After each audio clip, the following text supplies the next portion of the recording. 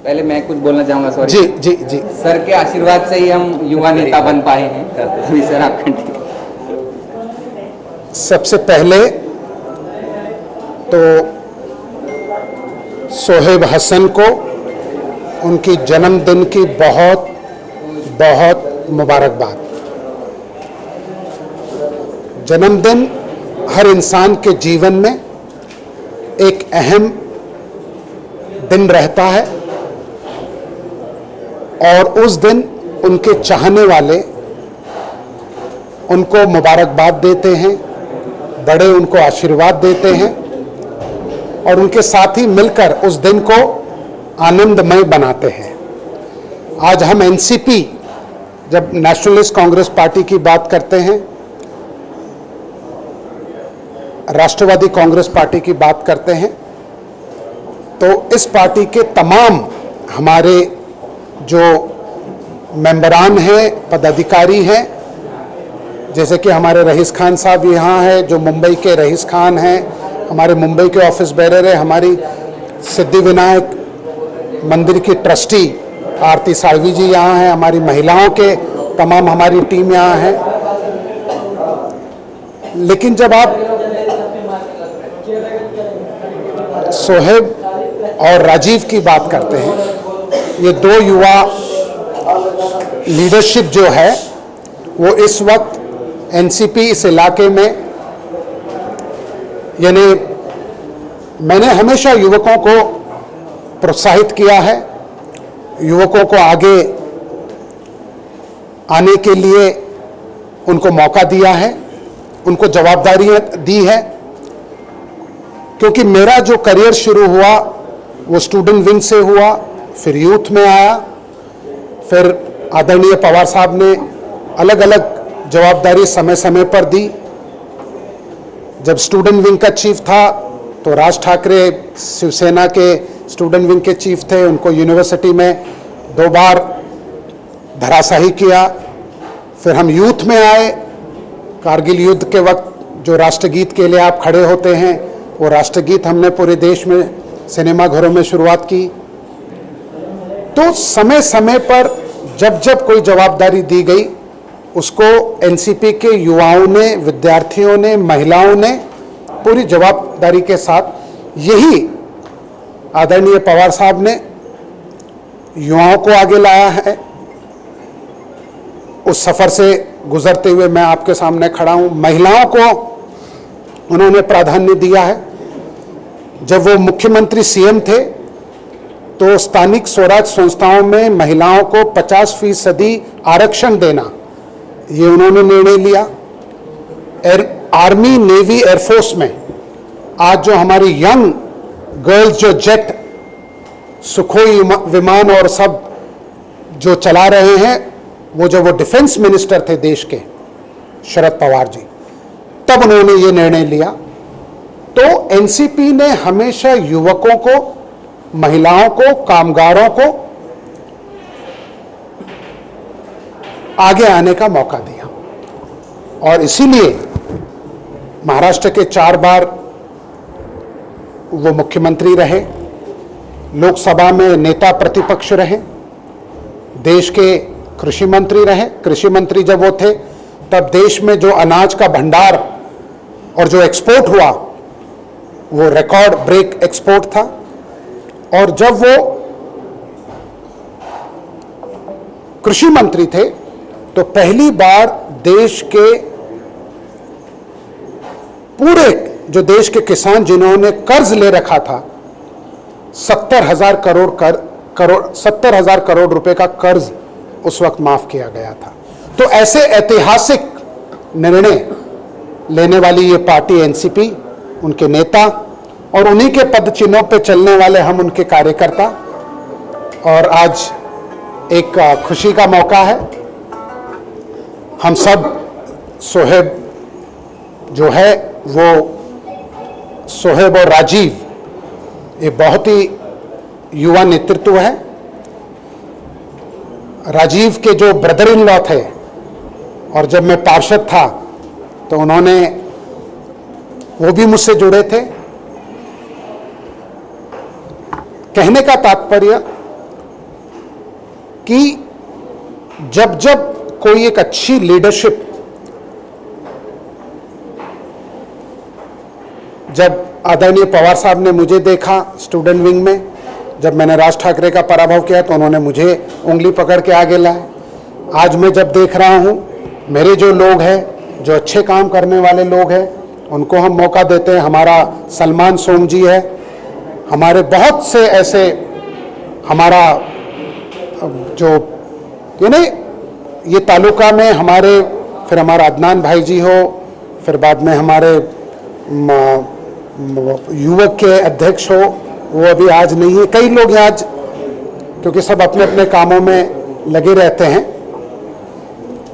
तो इस तरह से लेकर हम युवक युवतियों को लेकर, महिलाओं को लेकर आगे चलते हैं। मीडिया जो है वो अपनी भूमिका निभाता है। लोकतंत्र में एक अहम स्तंभ के रूप में आप खड़े हो। आपके द्वारा मैं सिर्फ इस ओकेजन में इतना ही कहना चाहूँगा कि मीडिया को हमेशा चीज़ों को बैलेंस करनी चाहिए। आज जिस दिशा में मीडिया जा रहा है, यानी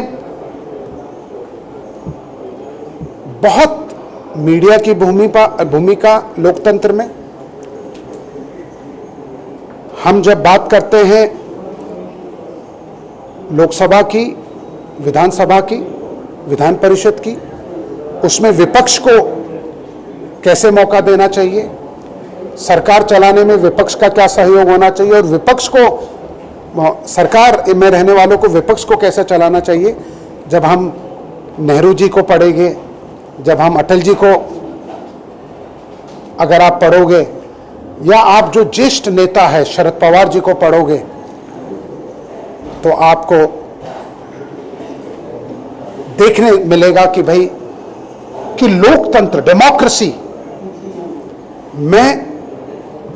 डेमोक्रेसी में सबसे अहम तो हमारी आवाम है, लेकिन उसके बाद जो आते हैं वो हमारे मीडिया के लोग आते हैं, हमारी न्यायपालिका, हमारी विधायिका। ये सब चीजें जो है, ये इस देश को आज कहाँ 75 साल पहले हमारे साथ हम भी आज़ाद हुए, पाकिस्तान भी आज़ाद हुआ। आज पाकिस्तान कहाँ खड़ा है और हिंदुस्तान कहाँ खड़ा है, पूरी दुनिया देख रही है कि उनकी वित्तीय हालत उनकी क्या है, उनकी इकोनॉमी कहाँ खड़ी है। पाकिस्तान से अच्छी, यानी वेस्ट पाकिस्तान, शरीफ जो आज जिसके प्रधानमंत्री है, उससे अच्छी इकोनॉमी आज बांग्लादेश की है, ईस्ट पाकिस्तान की है, जो कि 71 में बना, और जिसको बनाने में हिंदुस्तान का बहुत बड़ा रोल रहा। प्रधानमंत्री इंदिरा जी ने जब वेस्ट पाकिस्तान ईस्ट पाकिस्तान पे अत्याचार कर रहा था, एक ही देश थे वो, तो ईस्ट पाकिस्तान जो आज का बांग्लादेश है, उसने हिंदुस्तान से मदद मांगी, जैसा आज श्रीलंका को हम मदद कर रहे हैं। श्रीलंका में भी तो अराजकता फैली है ना, उसी प्रकार। तो कहने का तात्पर्य, हिंदुस्तान देश की सबसे बड़ी लोकतंत्र। आज मैं आपको इस मंच से सिर्फ एक बात कहना चाहता हूं जिसका रेलेवेंस है। सोहेब ने हमको मौका दिया है ये सब चीजों के लिए, कि यानी हिंदुस्तान का नागरिक, हिंदुस्तानी क्या कर सकता है, हम सब हिंदुस्तानी हैं यहां, कि जिस ईस्ट इंडिया कंपनी ने हमारे पे 200 साल राज्य किया, व्यापार करने आए, हमने सबने ईस्ट इंडिया कंपनी का इतिहास हमने अपने किताबों में पढ़ा है, लेकिन जिस ईस्ट इंडिया कंपनी ने हम पर 200 साल राज किया, यानी बिजनेस करने आए और फिर हम पे राज किया, आज उस ईस्ट इंडिया कंपनी का मालिक हिंदुस्तानी है। संजीव मेहता नाम का आदमी, हिंदुस्तानी आदमी उसका मालिक है। और आज इंग्लैंड में प्रधानमंत्री का चुनाव होने जा रहा है, नए प्रधानमंत्री चुनने वाले हैं। कई कंटेंडर थे, यानी स्पर्धा में थे, अब सिर्फ 2 लोग बचे हैं। एक लेडी है जो कि ब्रिटिश ओरिजिन है और एक जेंट्स है जो इंडिया ओरिजिन है और उसका नाम है ऋषि सुनक।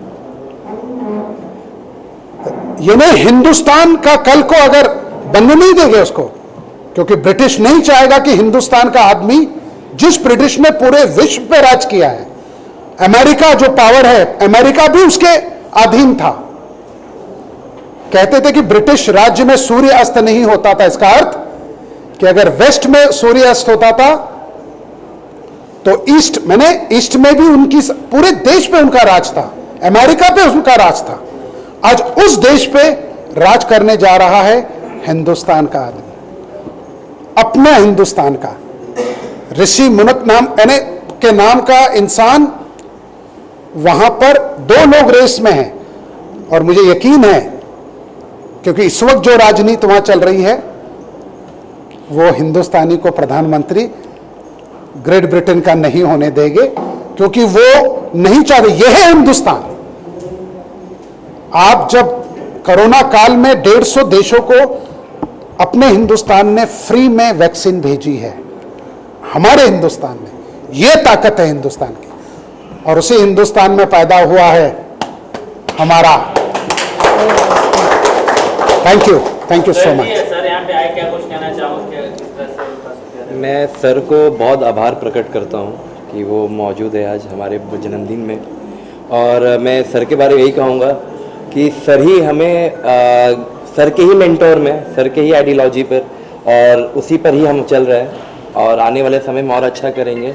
और एक ही चीज़ मैं और बोलूँगा कि ये जो पार्टी है, जो विचारधारा है इनका, ये पूरे देश में विचारधारा होना चाहिए। शरद पवार साहब का जो विचारधारा है वो सबको एक लेके चलने वाला विचारधारा है। आज के टाइम पे ये विचारधारा कोई भी हम जैसे यूथ को दिखता नहीं है कोई और लीडरशिप पर, और शरद पवार साहब पर दिखता है, उनके आइडियोलॉजी पर दिखता है, और एनसीपी पार्टी की आइडियोलॉजी पर दिखता है। और वर्मा सर ने जो इज्जत और जो प्यार, जो स्नेह हमें दिया है, उसके लिए बहुत बड़ा आभार प्रकट करता हूँ सर के लिए। एक चीज इसमें जिक्र किया है सोहेब ने कि शरद पवार की विचारधारा,